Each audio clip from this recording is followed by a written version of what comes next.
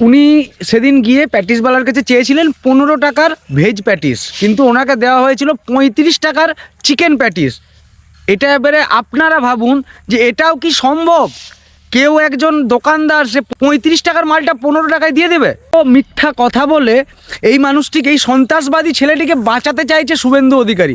রাজ্যে মমতা বন্দ্যোপাধ্যায় সুশাসন চাইছে এবং তার জন্য ব্যবস্থা করছে কিভাবে সুষ্ঠুভাবে প্রশাসন চালানো যায়। আর এইসব সন্ত্রাসবাদীদের যদি শুভেন্দু অধিকারীর মতো নেতারা যদি এদেরকে সাপোর্ট করে, তাহলে রাজ্যে কিভাবে সুশাসন থাকতে পারে? এ তো বিলকিস বানোর হত্যাকারীদের মালা পরানো আর এই সন্ত্রাসবাদীকে মালা পরানোর বিষয়টা একই দাঁড়িয়ে গেল। মানে শুভেন্দু অধিকারী চাইছে কি রাজ্যে এই সন্ত্রাসীদের উপদ্রবটা বাড়ুক, এই উগ্রপন্থার উপদ্রবটা বাড়ুক। আপনারা সবাই জানেন, আমার লোকাল ঘটনা, একটা ওঁদাতে একটা বাচ্চা ছেলেকে এমন মারধর করলো স্কুলের মধ্যে, তাকে আইসিইউতে পাঠিয়ে দিল, একদম বাঁকুড়ার আইসিইউতে তাকে ভর্তি করতে হলো। এই রকম উগ্রপন্থাকে জন্ম দিচ্ছে এই শুভেন্দু অধিকারীর মতন বিরোধী লোকরা। মমতা বন্দ্যোপাধ্যায়ের বিরোধিতা করতে গিয়ে রাজ্যটাকে শেষ করছে এই শুভেন্দু অধিকারীর মতন চামারগুলো।